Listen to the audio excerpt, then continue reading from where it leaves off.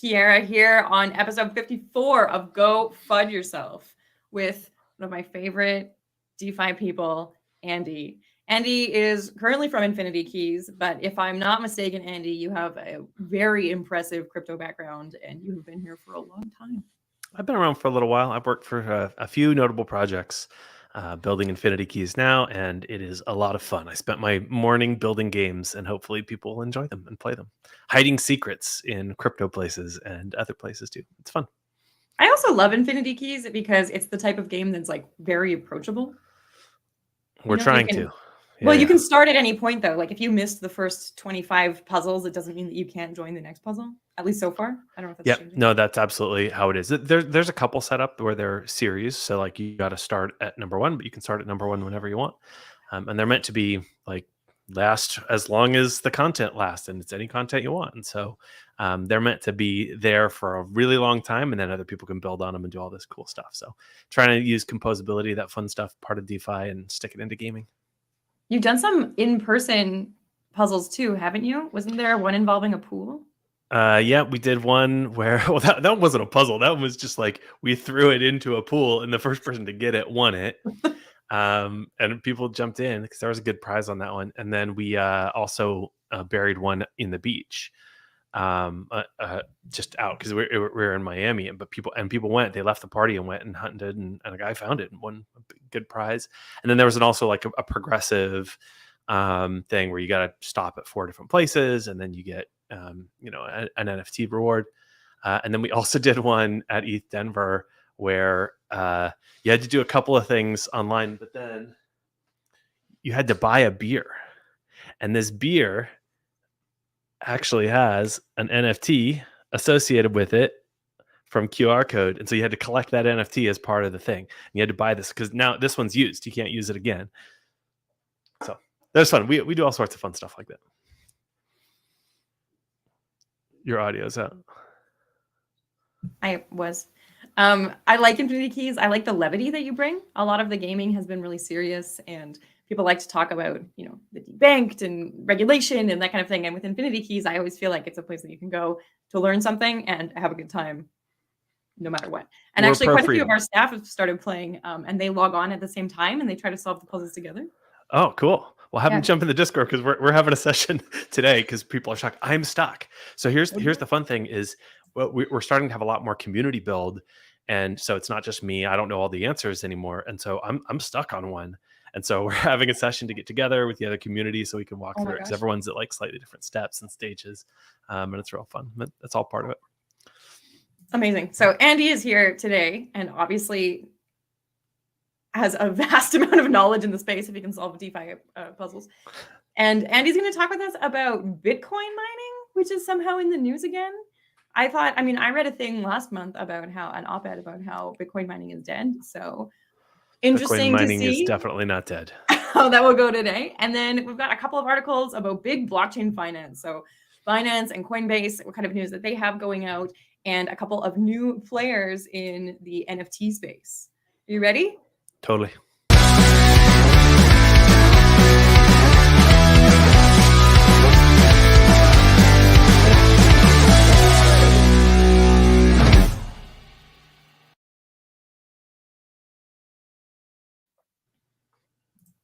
I'm trying to be like the JD graphic. It's going to be JD. We've got to shave your head first. Not happening. I'm growing it out. We're going long. I made a lot of jokes when I first started in the space that I should get a bald cap so that people listen to me in meetings. Good work. I'm going full long hair. There's not too many like super long haired dudes in crypto. So Ethereum Jesus, he's got the best, some of the best hair in crypto. There's another dude out of Maker who's like, or maybe it's Compound. I can't remember which one. But he's got amazing locks. So I'm trying to follow in their footsteps. Natural, or are we going to get you like extensions and bright colors? Natural. Just going to go all the way. Rock and roll. Awesome. Well, today, let's talk about proof of work. Let's talk about Bitcoin mining. I actually said on the stream yesterday that the only experience I have with Bitcoin mining is I used to work in real estate a little bit, and we were trying to see if we could heat homes with Bitcoin mines for some of our rental properties. The answer was one room at a time. Mm-hmm. So you had to have a wild amount of of computer equipment in a room, and then it would heat that room, which weirdly tenants were not into. But that's an interesting idea. And the idea is that while your computer's doing one thing, proof of work, it can also do other things too. And that can be useful. And so there's a really interesting, a lot of interesting work on proof of work and in particular Bitcoin mining over the past 14 years, 15 years, because this has been going on for a long time. So it's not like a brand new thing that doesn't have any research or any R&D. It's a constantly evolving section and kind of a core section of this industry. So it gets thrown under the bus a lot, as I think we'll see in today's article, but it's very, very interesting. I'm a kind of a proof of stake, mostly Ethereum guy, but I think there's a good place for proof of work and Bitcoin in particular. Okay, so the reason that it's so hot today is they're proposing a 30% climate change tax on crypto mining. And we haven't covered a lot of crypto mining on this show, but the idea is that your 30% tax would be on the electricity used. The argument here is that those who are crypto mining are not only hurting the environment, but they're also hurting a way of life. They're impacting those around them, and people are maybe not being as privy to all of the impacts that crypto mining might have. To them, they're just running a computer and maybe pulling some power, but in reality, there are many other impacts, apparently. What's interesting about this is that we've reported a few times on crypto mining scams, or like maybe scam isn't the right word, but where people had hidden crypto miners at government institutions or school institutions, and nobody noticed for several years, which then kind of begs the question, does it impact anything other than the power grid in that kind of area?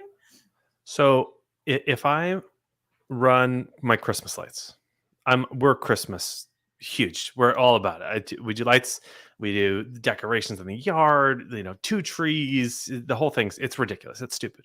We start doing Christmas carols in November, like the whole family knows the 12, like it's the whole thing. How does my energy company know the difference between my Christmas light usage and my washer and dryer? They don't. They don't actually know the difference. How are they going to find this out? So question one is like, how do we figure this out? Because like you said, like people have been hiding these things. And two, why does some energy get more priority than others? Who gets to make that decision?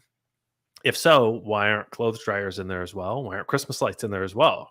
Mm-hmm. Right? There's this sort of thing about picking out one particular type of energy use is a really slippery slope, dangerous sort of precedent. So that's the first reaction here.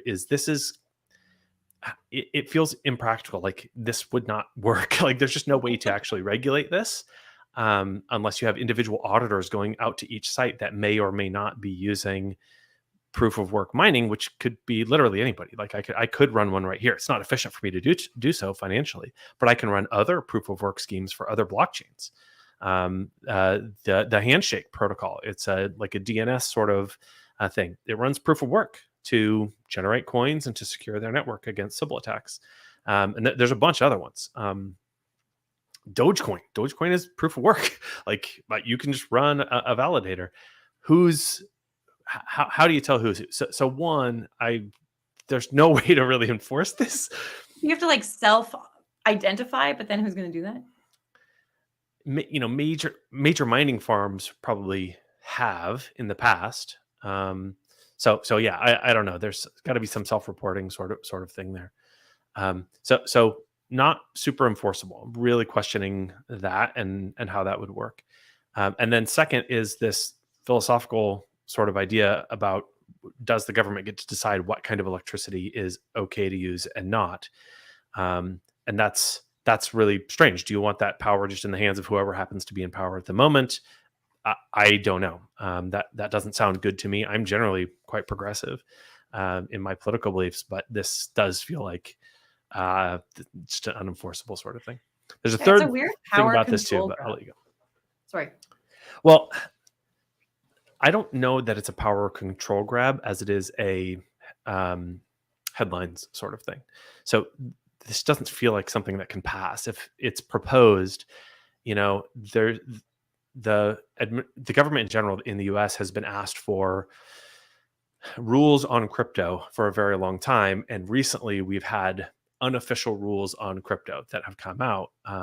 Some are unenforceable, some are in courts, like with the SEC and all that.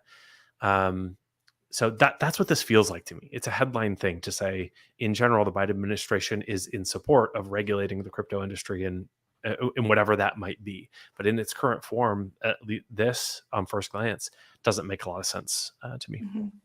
It's interesting too. We've spoken about it in terms of other regulation, where we're looking at a lot of enforcement from America without a lot of guidance in that regulation. And to me, this feels like it's in the same vein. They're like, oh, well, if you're already doing this, we're going to start taxing you. We're not sure how we're going to do it, but we're going to enforce something. Whereas what they might be able to do instead is lay out why they feel that, or what they've found, what kind of research they've found about the impacts beyond the environment, how people might be able to offset that, how firms might be able to contribute in a different way. Perhaps we only want people to crypto mine overnight. Like, I don't know. I have no idea. But that's kind of how this headline feels to me too, is we have no idea. So we're going to start taxing it and enforcing it so that it looks as though we are in a little bit of control of this. It also is very general. And there are some details in context in Bitcoin mining and what you can actually do that are really interesting and better environmentally if this is about environment and energy. For example, you can turn it on and off. Mm-hmm. In periods of like a high heat wave in Texas, when everybody's got their AC on and refrigeration is using up a lot of electricity, we've seen in recent years that puts strain on their power grid. Bitcoin miners can just turn off and not use power and give that power, give access to people who want to use it at that time. On the other side, when demand for power is low, the power that is generated is not easily stored. It is inefficient to store it in battery packs and whatever else. That we're still working on that as a technology. Bitcoin miners are able to spin up and absorb more of that electricity and pay for it, right? They're paying for that electricity. So supporting that industry and public utilities and whatnot, while being able to generate at a profit. So a lot of the proof of work people cite this as an example of a way that proof of work can be beneficial to energy grids and environment. The naysayers say, well, they don't turn it off, or they say, okay, they only turn it off when energy is expensive. And so there's a little back and forth there on that. But it's one example of, well, here's a way that Bitcoin mining can be funded by an external network, market forces. It's funded by market prices, because when you get Bitcoin and sell them, like that, it's about this market. It's not dependent on other consumers. Yet it is contributing to some balance in environment and energy use. Another example is methane gas flares. Have you heard of methane flares? Yeah. So like they just flare off. They just shoot a bunch of methane into the atmosphere. It's not great for the environment, but proponents of Bitcoin mining and the environment say, well, we can harness these, and some projects are harnessing these too. So when those flare-offs happen, we capture that energy in this brief moment in time, which is inefficient to do, like we talked about for the broader energy grid. But if you do it for a bit at high intensity for Bitcoin mining, you can generate a bunch of cycles. You can do a bunch of hashing and use that energy for productive purpose, as opposed to just letting it go out. I was actually going to ask if you had any examples of like a self-sustaining Bitcoin mining operation. So for example, the methane flares or solar, so I used to work in brewing, and Phillips Brewing in Vancouver developed this way where all of the off-gassing from the brewing process itself, actually they were able to use that gas to power some of their steam equipment and then eventually to carbonate their own beer, right? And I had worked on something similar when I was living in Wales at a brewery there. How could we carbonate our own beer with the off-gases? Why are we putting this to waste, essentially? Steampunk Bitcoin, let's go. Bitcoin mining, like they're releasing all this energy. How are we recapturing that energy via heat? And is there opportunity to kind of do something like methane flares for that, right? Yeah. Now, that said, not every Bitcoin miner and not everybody in the industry cares about that. And some will be seeking cheapest possible energy to maximize profit, because you said at the top of this segment, is Bitcoin mining dead, or is proof of work dead? It's harder and more expensive when the prices are down, right? If one Bitcoin is 60 grand, you're making a lot more than when it's 20 grand. Like that's just basic math. And so there are those questions about is this an industry that is sustainable or can be sustainable? It is dependent on the price of Bitcoin. It really is. And eventually, Bitcoin mining, right now, Bitcoin mining secures the network against Sybil attacks and relies on a block reward. So the person who solves the block, they get a cache of Bitcoin, right? You get a payout. That's your reward. But that reward goes away at some point in the future, 100 years or something like that. Because you've heard of the halving.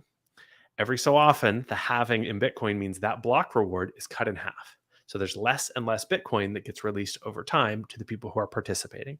And the idea is that Satoshi came up with is, well, after the block reward is out, then the fees generated by use of the Bitcoin platform will be able to pay out to miners. It'll still make it worthwhile. Now, Satoshi didn't, really foresee these dedicated hashing computers, that are just set for mining Bitcoin only, and these huge farms and things like that. So that's an open question among a lot of Bitcoin critics: is what happens when the block reward goes away? So is it forward thinking? I don't know. There's a lot more context, but to the point of the story is government doesn't seem to have that, right? There's a 30% on what is kind of a weird question. So I appreciate that you brought up, is it forward thinking? So I found easily, if you look up, is crypto dead? Is crypto mining dead? Anything like that, you'll find hundreds of op-eds from people about what they think, right? And I'm always surprised at how many I find that say crypto mining is dead. And one of the reasons that they state is that as regulation comes in, people will be less inclined to mine Bitcoin, and ergo it will die, in at least in America, is kind of the current rhetoric. And in response to that, we are seeing other nations actually invest in Bitcoin mining. So shortly after this 30% climate change tax came out in the news, a different news article came out, which was probably found because of the original news article. Like, I'm not sure if it would have had the same headlines otherwise. But BitDeer is trying to raise $500 million to crypto mine in Bhutan. So they're going to set up a whole operation across the Kingdom of Bhutan, which is kind of cool and interesting. It's how they want to expand into Asia, how BitDeer wants to expand into Asia. But is this, if crypto mining is dead, is this another country that's just really far behind? The story I read yesterday was that Bhutan has actually already been mining for several years. So there is some precedent. Now, what scale? Don't know. I didn't dive in that deep. But so there's this interesting question about forward thinking for the tech and using this proof of work versus forward thinking as a financial asset. Because Bitcoin as a financial asset has probably more strength than it's ever had, even though the price is not at all-time high. And we've seen that because of the bank failures recently. People left their banks and went to Bitcoin because you can get your Bitcoin. So while we may see a lot of questions around regulation in a place like the United States around digital assets, we see companies and countries and individuals using Bitcoin and other crypto for its intended purpose, which is to have a financial system. Well, one of its intended purposes, to have a permissionless financial system that's outside of the control of government. So Bhutan, to do that, maybe it's a government, or maybe there's industry within the government. It's a monarchy, and so I don't know how all that's aligned. But it's a play to say, like, this is a financial system separate from the US dollar. It doesn't need to be reliant on the US dollar. It can be exchanged with a lot of different currencies. And so maybe we just want to have that capability. And I'm sure many other countries have done the same. Maybe they haven't pursued the same headlines or got the same headlines because of timing, like you said. But they're not alone, right? El Salvador is one, but they're not alone. There's a lot of countries. North Korea, everyone speculates, has been mining crypto and figuring that out and figuring out how do we kind of have access to these financial rails that are separate from the existing traditional rails. We talk quite a bit on this particular podcast about CBDCs because it's a particular interest of mine, the central bank digital currencies, and regulation and the balkanization of the dollar and the depegging and destabilization of the US dollar. And what's interesting is a lot of the ways that this is reported is as though it's something brand new, something that we couldn't have seen coming. But as you said, there are many nations who are already investing in Bitcoin or other cryptos or other token types so that they don't have to run their own CBDC, but so that they continue to have money that might become more powerful than the USD for them, right? Super cool. Yeah, to become less reliant on World Bank for El Salvador and, you know, just kind of begging at the footsteps of other wealthier nations.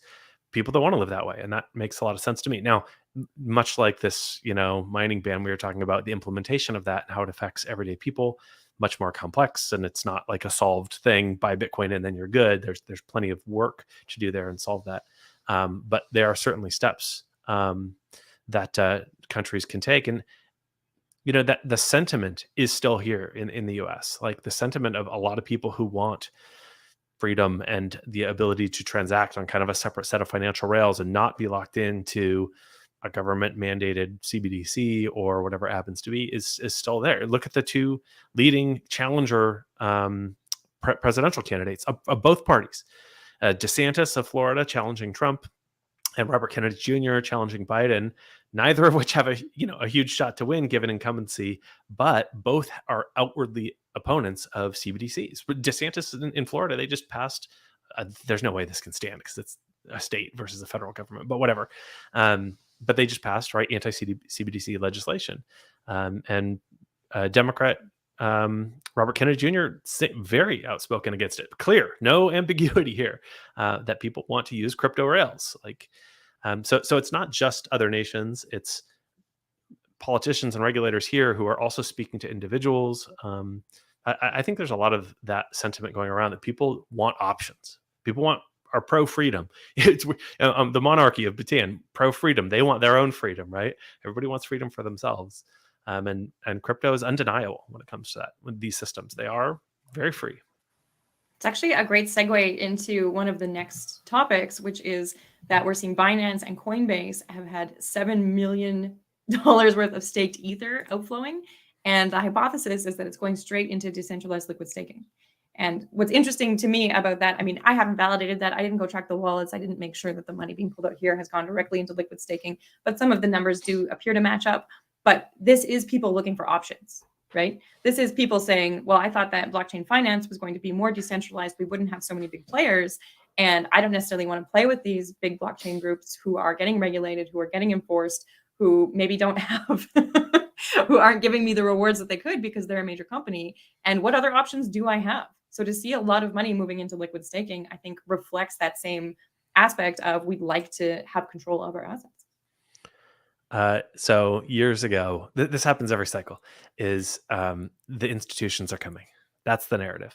And in 2015, 2016, the institutions are coming. And then 2017 happens, there's a big run up. Oh, they're here. But it was ICO mania for the run up. It wasn't institutions. But there were large institutional players who were taking note and paying attention. And then this most recent cycle, the 20 and 21, we saw major hedge funds come into Bitcoin, Tesla into Bitcoin, and we do see institutions start to come in. So when I see something like this and I see a number like $700 million, it might not just be individuals, but now what we have, because as institutions have come in, what that really means is that they have expertise in their organization. So somebody at their computer can run a wallet and make a decision, and they have a multi-sig at Fidelity or wherever it happens to be, right? Some hedge fund. And so they can take $50 million of ETH and decide what to do with it and say, you know what, there's better yield over in Lido or whatever, Rocket Pool or whatever it happens to be, and go and do that. And if it's better yield, they have a responsibility to their shareholders and their investors to maximize that yield. And so that they have the ability to do that now. More freedom. So that's interesting to me. That's one of the things I see here. The other thing that I always like to look at here is we talk about institutions coming in, but people don't like to say that some of our own companies are becoming institutions. So for example, Coinbase is going way more international than before, especially with the difficulties in regulation in the States for them right now, which we've reported on lots. I don't need to double up. But some of our own groups are now so big that they are basically institutional. And we always think about institutions coming in as opposed to how we're building them up. Are any of crypto's institutions too big to fail? Ooh, Binance, Coinbase, with FTX's failure, that sucked real bad. But this industry is still here. People are building. And I talk to builders, and people are not just building, they're optimistic and bullish on what we're building for Now more than ever, people know kind of what we're about, and they have wallets. People have wallets on their phone. If they have the Coinbase app, it leads to the Coinbase decentralized wallet. Like more than ever, people are excited about what's coming and what's in that future. So, um, are there any institutions that are too big to fail? We've got a pretty strong dispersion of effects. It's not everybody. There's still plenty of people to adopt and go, and especially get more assets in and play and actually use the tech. But it's starting to feel that way, that it might be. I don't know if Coinbase and Binance topple in one day and they were all FTX Ponzi, we'll probably be a reckoning. Don't tell me that. I mean, I don't even want to hypothesize about it. Don't do it. It'd be pretty bad, but soon, maybe soon. So we are seeing other types of institutions come into the crypto space, which I don't know. I wasn't here in 2015, so you can correct me, but maybe in ways we haven't seen before. So Sports Illustrated is looking to compete with Ticketmaster by actually launching ticketing solutions on Polygon. So obviously the tickets are NFTs. That's kind of non-negotiable. We know how that works. But what they're looking at is having individual venues, individual bands, that kind of thing, be able to offer tickets and then offer long-term NFT rewards. So you would be able to collect, I don't know, let's say that you were a Grateful Dead junkie and you would be able to show that you went to each of the shows and you might get some sort of particular reward for your loyalty. Or they might have, some people were saying that there might be like gamified elements of it, which is kind of cool. So a lot more than just collecting points. And of course, there is really negative sentiment about Ticketmaster. So I'm curious to see what Sports Illustrated Tickets is going to offer. Yeah. What's interesting to me is when people ask about NFTs and they don't understand them, I explain it like a ticket. A ticket makes the most sense. It's the best metaphor. It's just this unique thing. And does it have value? Well, not if you don't want to go to the concert, but it might to somebody. So you get free tickets to see, the Stones. Maybe I don't care about seeing. I would see the Stones, right? But maybe I'm busy or something like that. It's my kid's birthday. I can't go see the Stones. Andy, we're so old. We picked the Grateful Dead and the Rolling Stones as our. You're repping Opeth. Do I have? No, I don't have my band gear on today. Mother. We're gonna go see Mother. There's a new band. Girl in Red. There we go. Yeah, that's better. Mother is still like when I was in high school. So really? Oh man. All right. Well, Girl in Red then. Girl in Red's good. But I can resell those tickets, and if I don't resell those tickets, those seats are just empty because those seats are dedicated to that. And that metaphor makes sense to a lot of people. So it's interesting to me that as a ticketing solution, very specifically, this is coming to light. This is pretty cool. It's cool because it's weird for two reasons. One, the timing of it. It's not the best time to launch an NFT. It's weird sentiment-wise. NFT marketplaces are suffering. It's not good out there. And also, Sports Illustrated, like, what's Sports Illustrated been doing? Like, are they okay? Is it like a magazine franchise? Is this a last ditch grab? Like, there's some things that I'm just like, what's going on here?